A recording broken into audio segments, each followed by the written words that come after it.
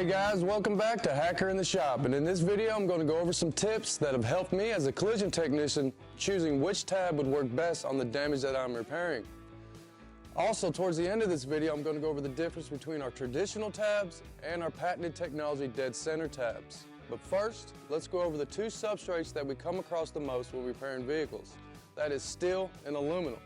Aluminum is typically going to be more resistant to poles than steel will be. When choosing your tab for aluminum, if possible, make sure your tab is large enough that it covers the dent completely. I would also recommend using a blue flexible material tab. That way the crowns will be able to move as you're making your pole, and due to the flexibility of the tab, it absorbs more vibrations when knocking down your highs. Just remember to center the tab neck right over the low spot of the dent to reverse the damage as accurate as possible. Keep in mind, we are trying to turn larger damage into smaller damage. Steel is much softer than aluminum, and for the most part, it's going to move much easier. All we got to do is make sure we don't overpole it when working with steel.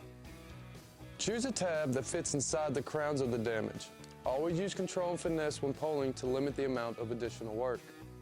Now let's go over the difference between ice material and our blue material. Our ice material is going to be more rigid, while the blue material is going to be more flexible. I would recommend an ice tab for damage that is simple and not too extreme. And use a blue flexible tab for damage that is more complex and distorted. Alright, now let's go over the difference between traditional tabs and dead center tabs.